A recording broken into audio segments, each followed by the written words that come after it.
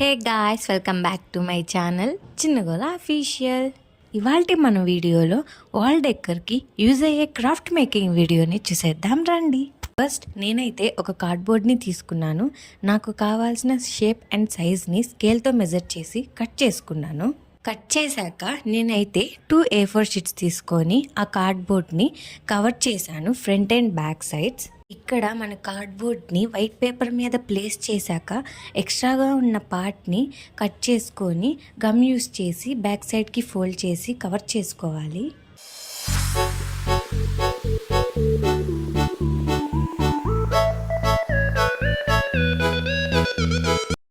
ఇక్కడైతే మన cardboard ready అయ్యింది. ఇలా పేపర్ మీద మనం ముందే డ్రా చేసుకోవటం వల్ల ఈజీగా కట్ చేసుకోవచ్చు.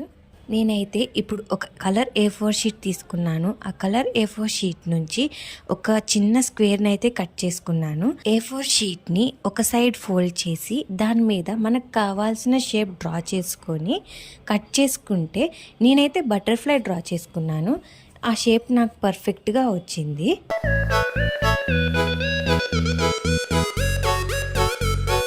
ఇంకో A4 షీట్ తీసుకొని క్లౌడ్స్ని డ్రా చేసుకొని పక్కన పెట్టుకున్నాను.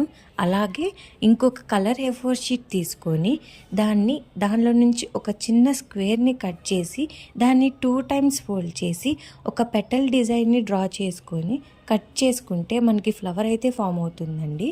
మనం ఫ్లవర్ని ఎలా కట్ చేసుకోవాలి అంటే ఫోల్డ్ అయి ఉన్న పేపర్ని ఓపెనింగ్ సైడ్ కాకుండా క్లోజ్ అయి ఉన్న సైడ్ నుంచి పెటల్ డ్రా చేసుకోవాలి. పెటల్ డ్రా చేసుకున్నాక కొంచెం మరీ సెంటర్లో నుంచి కాకుండా కొంచెం గ్యాప్ ఇచ్చుకొని కట్ చేసుకుంటే ఫ్లవర్ లాగా వస్తుంది. లేకపోతే ఏ పెటల్కి ఆ పెటల్ డివైడ్ అయి కట్ అయిపోతుంది. ఫస్ట్ నేనైతే సన్ అండ్ క్లౌడ్స్ని స్టిక్ చేసుకుంటున్నానండి.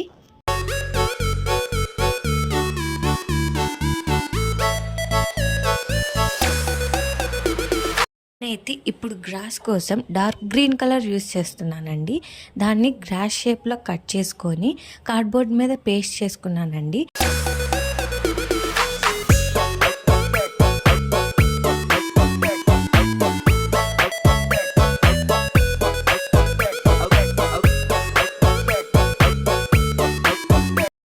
ఇందాక కట్ చేసుకున్న ఫ్లవర్కి మధ్యలో 1 డ్రాప్ గ్లూ వేసి అతికించుకోవాలండి.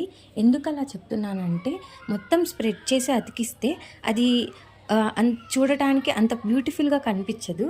ఇలా అయితే కొంచెం పెటల్స్ ఓపెన్ అయినట్టు కనిపించి బాగా అట్రాక్టివ్గా అనిపిస్తుంది.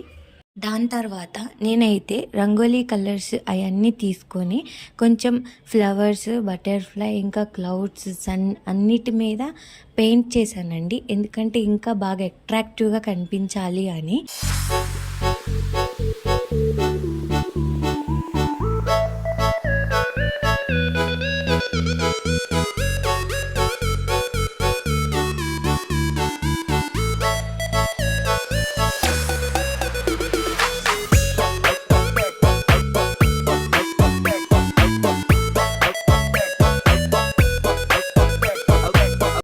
నేనైతే అన్నీ స్టిక్ చేసుకున్నాక ఒక కలర్ పెన్సిల్ తీసుకున్నానండి.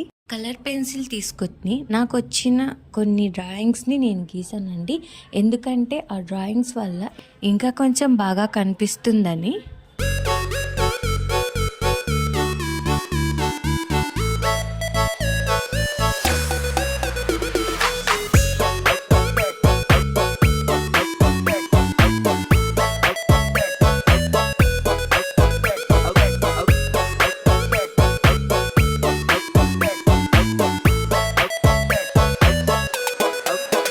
దాని తర్వాత నేను ఒక థ్రెడ్ అండ్ సూది సాయంతో హ్యాంగర్ని స్టిచ్ చేసుకున్నానండి.